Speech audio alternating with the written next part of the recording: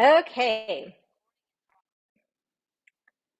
All right, let's get started. So I'm excited today to be chatting with you about website SEO and the 10 things that every website needs.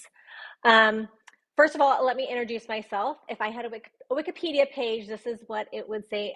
My name is Brittni Schroeder, and I am a business and marketing coach. I was a high school senior photographer for 10 years, and I owned a photography magazine um, for 5 years. We sold it like 5 years ago.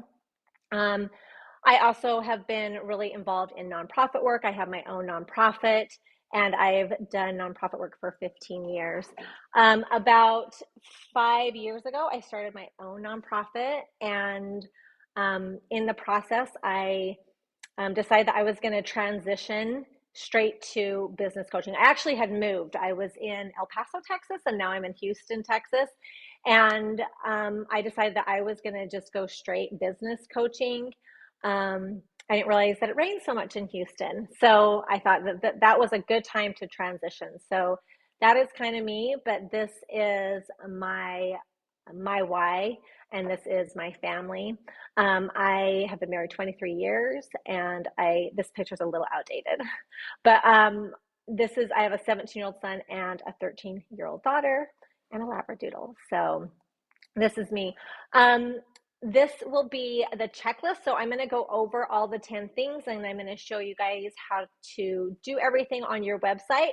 But this will be the checklist that you can download, and it will have the links to some of the ways to test your website on there. And I'll put this slide up at the end too, but it's brittnischroeder.com/website checklist. So you can grab your checklist there. As we go through things, you'll learn how and what to do. So we're first going to start off by talking about what is SEO. So SEO, it feels like it's overwhelming. I think a lot of people feel really overwhelmed by SEO, but it doesn't have to be. So SEO is the higher rank results or pages translate to more traffic and more sales. So it's important to know what SEO is and how it works so that you can leverage it in your business. So SEO, search engine optimization, you want to make sure that if people are searching for you as a photographer, you want to make sure that your page is coming up. And you want it to be hopefully coming up, and there's hopefully coming up on page one, but you want to make sure that you are visible. SEO can sometimes take a lot of work to do. And one of the things about SEO that's different than social media is it has a long lifespan. Meaning if you do things with your SEO now, it stays for a long time. With social media, it's a short lifespan. So you can post something on social media, but then it's gone or it gets buried the next day because of the algorithm. But with SEO, it's something that if you put in the time and effort and you work on it, it has more long-lasting results. So you can do a blog post or optimize a website, and it can rank for years and years. So SEO is really important that you put the time in there. We have to remember that Google is still the #1 search tool that people are using to find small businesses. So it's important that you, at the very least, optimize your website, and that's what we're going to be talking about today. So the very first thing that you want to do with your website is you want to make sure that your website is indexed. You want to index your website. So what is indexing? So indexing is like Google's brain, and it's where it stores all the information that the crawlers discover. So they have these little things called crawlers, and they scan over each page, and they tell Google like, oh, this is the information on here. So when somebody Googles, they can hopefully, if they Google something that one of your websites has on there, Google says, oh yeah, I know a website that matches up with what you're searching for. So you want to make sure that your website is indexed. Another thing to note is your website, each page is scanned differently and can rank differently. So it's not like a one and done and just all in one, but like your About Me page can rank different than your portfolio page, or your pricing can rank different than like your homepage. So it's important that you optimize all of your pages and you're putting in the appropriate keywords for those pages, because each page can rank differently. With that being said, that's why it's important, if you, with your portfolio, if you do more than one thing with photography. So if you do wedding and you do high school seniors, or you do newborns or families, you want to have a page for each so that you can optimize for each. Because again, you can rank on different pages, and the more pages you have that are optimized, the better chance you have of ranking on Google. So how do you check to see if your website is indexed? This is the website is, it's search.google.com search-console, or you can just search Google Console, and this will be the URL that will pull up. So this is where you go and you will put in your, it'll prompt you and walk you through how to set it up if it's your very first time. But the way that you do it is you will come to this page. This will be what the dashboard will look like. And you'll see a section that says URL inspection. In the URL inspection, you're just going to put in your URL for your website, and it will tell you if your URL is on Google. So I had my nonprofit, and I had people say, I'm having a really hard time finding your website.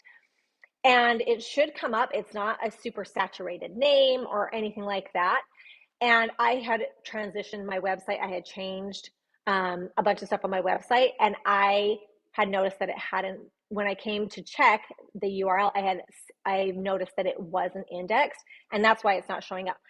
That doesn't mean that somebody can't go and put in your exact website and it will show up. It just means that it won't show up in the search engine. So your website will still show up, but it won't be it's not a searchable. So you want to make sure that your URL, that you've indexed it and that it is showing up in Google. Okay, that's the first thing. The second thing is broken links. So a broken link is a link on a website that no longer works because the website is experiencing one or more of the following issues. The destination web page has been moved or no longer exists. An invalid URL has been entered for the link by the web page owner, or the linked web page has been removed from the website.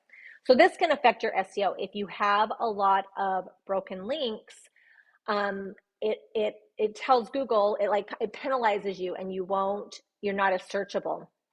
So for example, I had a client and I was doing a website audit for her, and she had been in the photography industry for 15 years.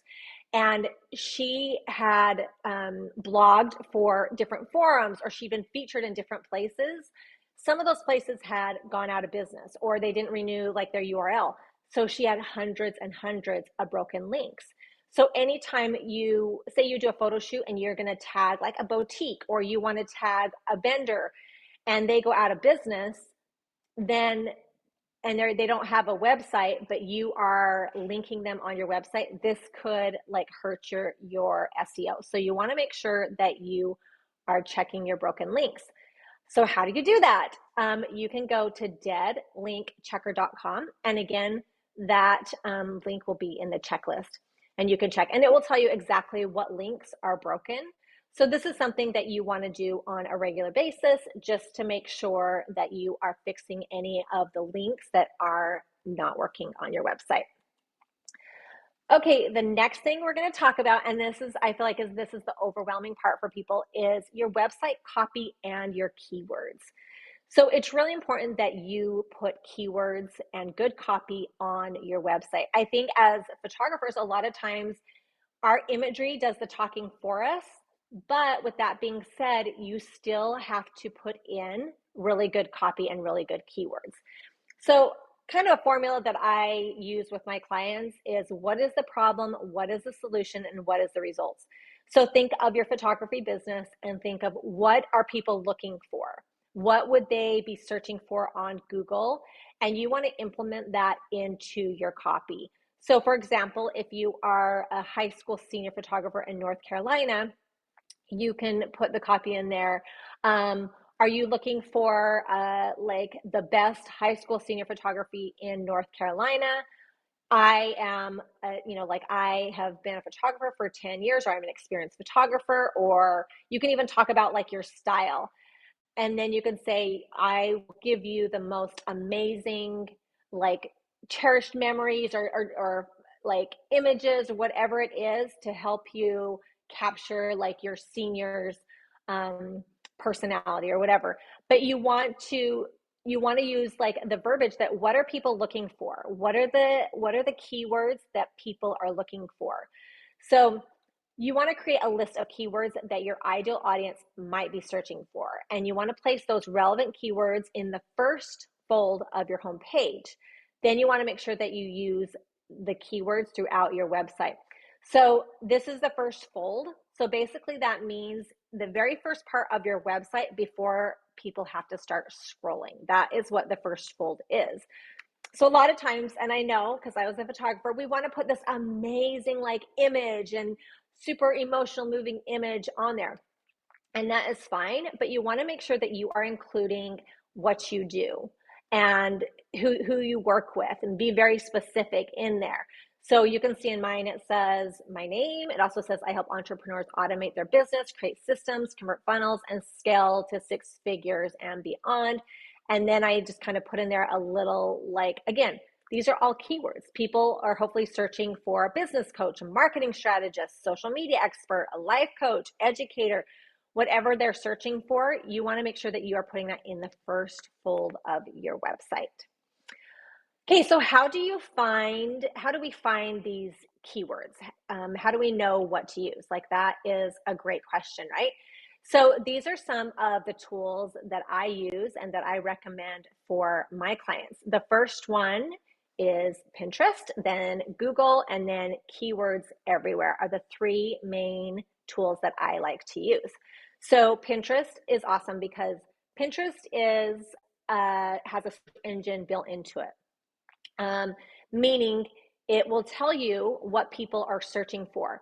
Pinterest is also, this could be a whole other training, but is also a great tool for photographers because it has the search engine built in. So the 3 main platforms that, there's more, but these are the 3 main ones that have the search engine built in. YouTube, Pinterest, and Google are the 3 that have the search engine that you can search for specific things. So this is a great tool to use to find out what keywords people are searching for. So how you use Pinterest is you go to the search bar at the top of your Pinterest page, and you can put in a keyword. You can just put in one keyword, and it auto generates what are the most commonly searched keywords that are related to that word. So it gives you a bunch of different ideas on, you get to see what people are actually searching for. So we have 2 kinds of keywords. We have a short tail keyword and a long tail keyword. A short tail keyword can be like 1 or 2 words. So it could be senior photographer. A long tail keyword can be a sentence or a group of words. So it can be the best high school senior photographer in North Carolina or something like that. Or who are high school senior photographers that shoot sports or something like that, because a long tail keyword is like a sentence and it's something that people will actually search. So Pinterest is a great tool. Put in some of the keywords that people search for or that you think that people are searching for, and it will give you more ideas. And this is a great place to start to get a list of keywords. Google has the same thing. You have this built-in search tool, and you can put in 1 word, 1 or 2 words, and it's going to auto-populate and tell you what are other terms that are related to that word. And this is a great way to generate your list of keywords for your website. Another tool, now this one costs, but it is a plugin, a Chrome plugin. Not a plugin, a Chrome extension. What an extension is, it's kind of like an app, but for your web browser. And I think this has some free features, and then you can pay to get more, but it is another one where it does the same thing. You put in 1 word, and then you can see on the right-hand side, it just like gives you suggestions that are commonly searched terms that are related to that word. So those are the 3 tools that are are free and help you get your keywords. Okay, I talked about this briefly, but Google ranks each page separately, so make sure each page is saturated with relevant words. Again, this is a good opportunity for if you do more than one specialty, or say you want to be an educator. It really pays off to do an entire page dedicated to that particular thing. So you could have a page for photographers, page for seniors, page for weddings, whatever it is. But Google ranks each page separately, so make sure that each page is saturated with the relevant keywords. Okay, the next one is optimizing your images. This is a really important thing to do. It's important to make sure that your images are sized and named properly. Sometimes it depends on your website. You have to size them a little bit bigger. I know for me, I love a big like banner, big amazing picture, and sometimes it has to be sized a little bit bigger. But you want to make sure that they are optimized, that their size as small as they can without losing the integrity. This is a great place to go to check your page speed, and it also will tell you which images are like not optimized, or it'll say this image is really big. It lets you know which images are like not optimized. Again, you can go to just search like page speed, Google page speed, and this will come up, but this is the URL and it's linked in the checklist. So, okay. This is what it looks like. So when you go to page speed, it will tell you, hey, this image, it will tell you, hey, this is what size the image is. You could save, like your page speed could be a little bit faster if you made it a little smaller. So it'll tell you exactly what what images need to be like resized. Okay, so how can you resize your images? Obviously, you can use Photoshop if you want, but you could also use your preview if you have an Apple or a MacBook. Canva resizes, and then there's also Pick Resize, another one. Here is a quick way to do it on your preview. You pull up, just double click on the image, adjust size, and you can change the size to whatever you want. You want to try to stay below 1200 pixels wide or 1200 pixels in height too. You want to stay like under that. A full resolution image can be really big. It can be anywhere from 2500 pixels to 4000 and on. So you just want to make sure, especially because we shoot a lot of times full resolution, and that's usually what we have on our computer. So just make sure that you are paying attention when you upload them. Okay, once you've resized your images, then you can compress them too. You can do that by this website, which is shortpixel.com, and it compresses the images a little bit more and you don't lose like the integrity of it. Okay, the next thing that we are going to do is you want to make sure that you are optimizing your images with a description. So this is a WordPress website. So you can see, if your website is not a WordPress, this might look a little bit different.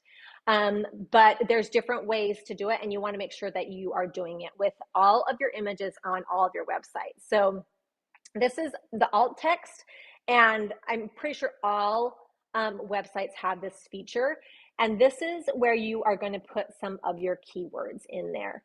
So for example, you can go, and the reason why you want to do this and why it's important is sometimes people will search on Google for something and they will search images. And so you want to make sure that you are optimizing with some of your keywords. So in the description, this is for seeing impaired. And so you want to make sure that you put in the description part. So that's the description of the image, but in the alt text, those are your keywords. So this is a good place that you can put like specific keywords. So if you take a picture of a high school senior, and this would be a good place where you could put even her high school or location, especially because you're photographers, you're all location based. this is a good place for you to put in those keywords. You can even put, this is a great place to put even like the best, something you might not necessarily want to put on your website, but what people are searching. You could put the best high school senior photographer in Houston, Texas, or something like that. But you want to make sure that you're optimizing all your images. By default, a lot of times this alt text might be your client's name because you export it that way and upload it. So make sure that you, if you're blogging it or you're putting it on your website, you want to make sure that you go in and you change the alt text to keywords. Okay. The next thing is optimizing your URLs. After choosing a domain name, optimizing the URLs for your page is the next SEO step. So SEO for your page URLs is important because keywords and URL are ranking factors, and short and descriptive URLs can help. So again, this is a WordPress. Sometimes by website, so you need to check this, but sometimes by default, your URLs might be like the date or a number. You want to make sure that it is going to be like if it's a blog, you want to make sure that it's like the title of the page. So for example, so in WordPress, you come into WordPress and you're going to go to settings. Permalinks is where you go, is what it's called. And you want to make sure that it is the post name. So for example, if you are blogging, the post name would be like the title. So here you can see, here's some of the defaults. Sometimes it puts in the date. Sometimes it puts in just weird numbers. You want to make sure that it is always the post name. With that being said, and I made this mistake when I was a high school senior photographer, is a lot of times we want to, when we blog a session, we just put their name. That doesn't help your SEO. You want to make sure that the title is like a keyword. So you want to put in there for sure, like location. So you can put in there Houston, Texas, high school senior photographer. And then you can put their name if you want, but you want to make sure that you're using keywords that people are searching for, because this helps. Okay. So the next thing is using metadata in your blog posts and on your different web pages. So what is metadata? So a metadata or meta description is an element that describes and summarizes the contents of your page for the benefit of users and search engine. So for example, if you are Googling something and it's this brief description, so it'll say, it kind of just says what I do. So your metadata is, you want to have metadata for every page, and you want to optimize and mix up your keywords too. It doesn't have to be the same for all of them. So where do we do the metadata? Again, I'm sorry, I'm going to WordPress, but you can go on pages. There, if you have a WordPress website, I like the plugin and that I use is called, and I always get it mixed up, it's Yoast SEO or SEO Yoast. I can't remember, but it's Yoast. Search for Yoast and you can use that plugin. And it kind of walks you through and make sure that you're optimized. But this is what it will look like. It'll give you a prompt and say, where do you put your description? Every website has this information. You just have to find it. Squarespace, Wix, all of these different websites, they all have the meta description. So make sure that if you can't find it right away, find out where it is and make sure that you are putting in the meta description, because that's going to help you with your SEO. Okay, so use research target keywords in your meta description. Make sure that they are hyper relevant to the content on each page. Again, do one for each page. So if you have different categories, like even if you are a high school senior photographer and say you do branding photo shoots too, make sure that your metadata is talking about all those keywords that have to do with like branding photography, or high school senior. If you like do sports, try to include those words in there. Never use again, I talked about this, but never use the same meta description across your whole site. So each page should have a different meta description. Communicate benefits and urgency. Compel users to click, to showing them value and appealing to the emotion. So make sure that you're thoughtful in your metadata and make it intriguing, that they read the brief description and they click on it. So you could even do like a little cliffhanger too and get people to click on it. Okay, whew, we're getting through these. We're on number 7. So, okay, the next one that we are going to talk about is page speed. So I think a lot of times when we think of SEO, we always go back to like keywords, but there are different levels of SEO. There's like technical, there is like ways that you can link. There's so many different like layers of SEO, but your page speed is one that affects your SEO. Google will punish you or penalize you, I guess not punish you, but penalize you if your page speed loads really slow. And I don't know about you, but even as a user, when people's web pages load really slow, I don't have the patience. And I'm like, oh my gosh, come on, like their web page is loading really slow. So you want to make sure that you are making sure that your web page is like has good web speed. So page speed is a direct ranking factor. Speed can also affect rankings indirectly by increasing the bounce rate and reducing dwell time. So just going over SEO a little bit, I'm going to go over like a few vocabulary words in here, but like your bounce rate means like when people go to your website, how fast do they leave the website? So if somebody comes to your website and then they leave right away, you're going to have like not a good bounce rate because people leave really quick. The goal of SEO is the longer people are on your website, the better your SEO is going to perform because it's telling Google that what is on there is relevant and people are interested in it, and that's going to improve your SEO. So you want to make sure people stay on your website as long as possible. That's going to help your SEO. Okay, so how do you check page speed? Here's the URL. It's linked in the checklist, but you can also just Google Google page speed, and this will come up, and it will have you put in your URL, and it will run a test for you, and it will tell you if you have like any errors in there. Okay, so what are things that can affect page speed? Connection speed, how fast it's like if it's taking like a long time to connect, that can affect your page speed. Your server or hosting company, it could be an issue with them. You could be getting your website hosted by a hosting company and they're having issues and it's like bogging down your website. I know some hosting companies are like good for certain websites, like a basic website. Others, if you have more content on there, you might need to look into like a hosting company, but those could be things that are slowing your page speed down. So you need to just like be mindful of those.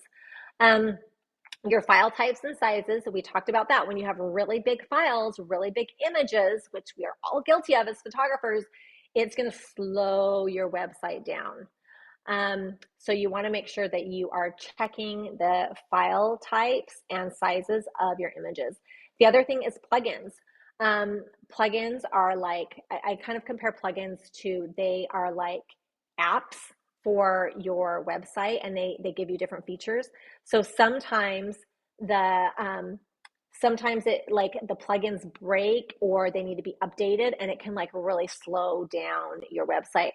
So sometimes when we're creating a website, we want all these like really cool like bells and whistles and all these cool things, but sometimes those plugins can like slow down your website, and it's not worth it if it's going to affect your SEO. So just be mindful of that. Your browser, sometimes I have different issues with like Safari can sometimes like my website can be slow on. So I will like switch over to like Chrome because it's a little faster. So different websites perform differently on different browsers, and it kind of stinks because it's like out of our control, but it could be affecting like the page speed. So just be mindful of that. Okay. PC cache. So basically what that is all websites, some are automatic and some you have to manually do, but check into it. And basically that is just anytime there's changes, it's like your trash can on your computer. Sometimes if you feel like your computer's low, you might have to empty your trash. That's what it is for websites. Sometimes you have to go in and make sure that your cache is being emptied, or that you have a plugin that automatically does it for you. And then traffic volume, which this is not the worst problem to have, right? But if you are getting a lot of traffic, it can slow down your website. So again, your hosting company can help you with that if you are getting a lot of traffic. Okay, moving on to mobile optimization. Okay, I'm so guilty of this because I will do my website, I create my website, or I do a blog, or I do something on my website, and I forget to check on my mobile. And we're all human, right? We can't do everything. But sometimes what we do on our website, it doesn't translate over to mobile. And you have to realize, like, a majority, I don't know a majority of people, but a lot of people are looking on their mobile. I like to be on my computer just because, like, I'm old and I'm blind and I like to see the big picture, but a lot of people do look and on their website. And if you're dealing with high school seniors, pretty sure that they are looking on their phone. So make sure that you are that you are checking to make sure that it looks good on a mobile phone.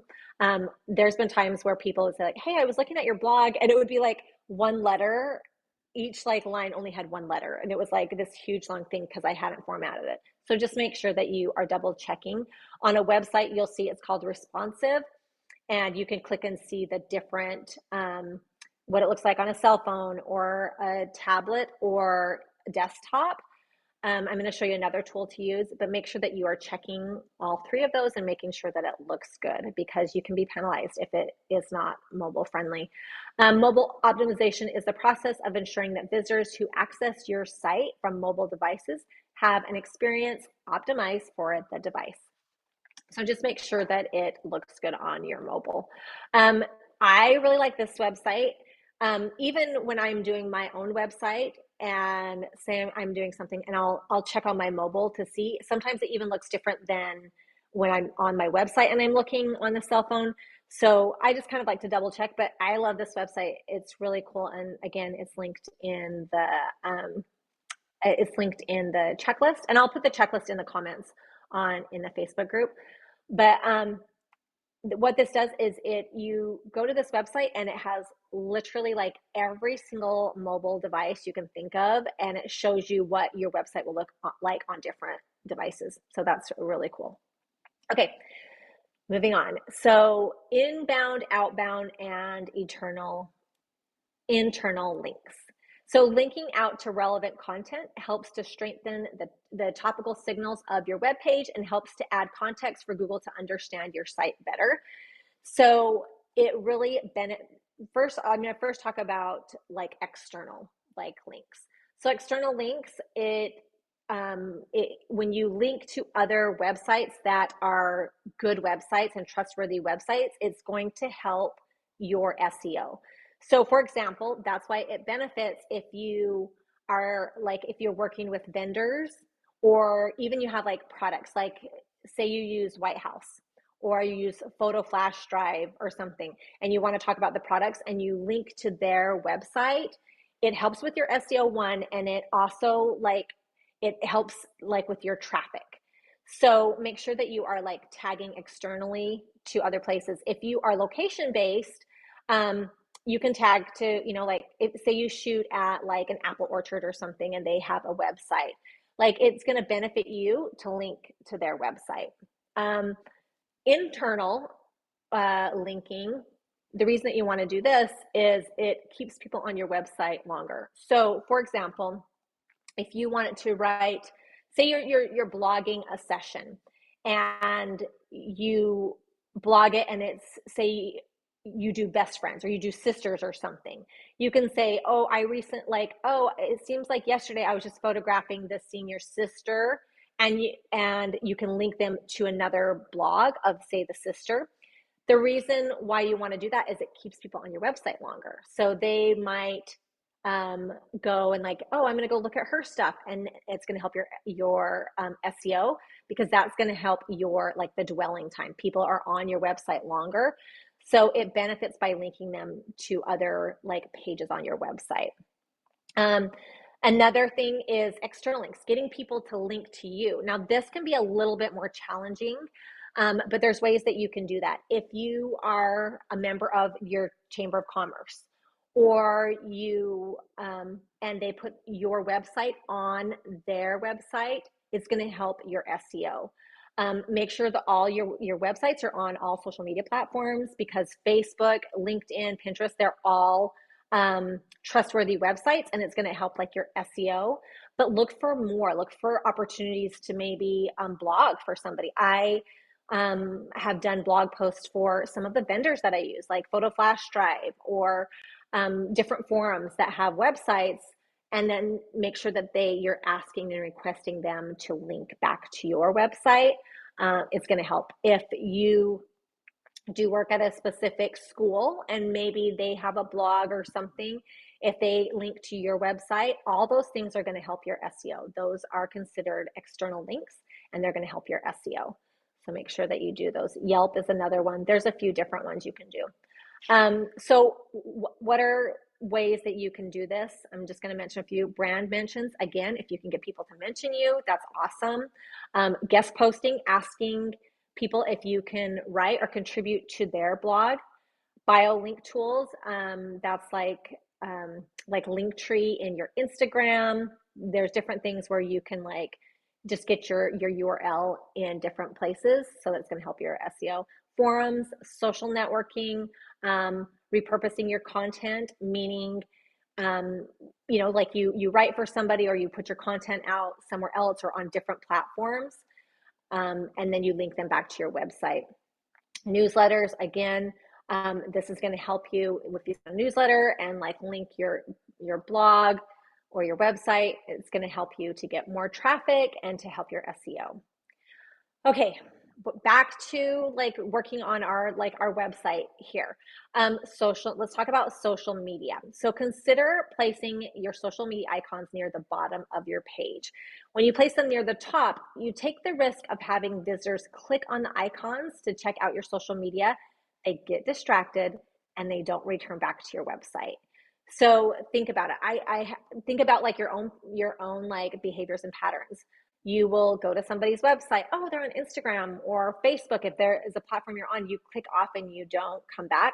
So you can either put them on the bottom or on the side, but try to avoid ever putting your social media links on the top, because you want people to stay on your website as long as possible. So, okay, so bonus tips. Make sure that your website is user-friendly. I know there's like all these bells and whistles, and there's so many amazing things you can do with your website, but you want to make sure that people can navigate through your website. Think of who your ideal audience is. I remember like years ago, and I was working with a web designer when we had our photography magazine, and they were putting together this, like, it was awesome, like all these pictures, like you would scroll over them, and this was probably like 10 years ago, so keep that in mind. But I felt so overwhelmed and confused, and I couldn't navigate through the website. And you have to remember who your ideal audience is. You're a senior photographer, so you could do a few more like bells and whistles and make it a little bit more techy, but you're also targeting parents too. So just be mindful and make sure that your website is user-friendly and it's easy to navigate. It's easy to find things. Make sure that you have your navigation bar at the top of every single page so people know how to get back. You also want to have like a call to action on every page. Walk them through what is the next step. They see your portfolio. Is it book a consult? Is it get my pricing? Whatever it is, you want to like walk them through everything. So here are what I was just talking about. But menu bars at the top of each page, include a call to action on each page. Try telling stories. You want to keep people intrigued and on there. Again, I think as photographers, a lot of times we want to like default to just showing beautiful imagery because that's what sells. We're selling, that's our product that we're selling. But make sure that you are like using those keywords. Include testimonials. People want to see like testimonials. If you can, it's really powerful when you get testimonials, if you can show an actual like a person or a picture of that person. So get a testimonial from one of like your seniors and then have it next to this amazing picture of them. You can even go even further for SEO if you are location based, and you can even put like their high school or their town if you work in multiple towns. If you don't feel comfortable doing that and it's a privacy issue, you could also do that on like the alt text too is a good place of take the images and putting like location based or high schools. Um, Email opt-in. This is a whole other training, but grow your email list. It is so important. And you're really leaving money on the table if you do not have an email list, because you can come back and market some of your past clients. This is kind of aside from websites, but one of the things I used to do, because I did high school seniors, is I would have an email list and I would target them at the end of the school year and do like mini sessions for family portraits because their kids were going away to school, or hey, it's time to order like announcements. But it's a really good opportunity to market your business and get more money off of your clients. So okay, I am going to open it for Q&A. See, I'm going to scroll and see if anybody has any questions. Does anybody have any questions that they want to know? People are just asking if it's going to be recorded. Here is the link right here for, you can get like the checklist of all of the URLs that I have linked for the website. So do we have any questions? Anybody have any questions? Another thing that I didn't mention in here too is adding the Facebook pixel to your website. And you can Google it. There's tons of tutorials, and I have one too on my YouTube page on how to add that.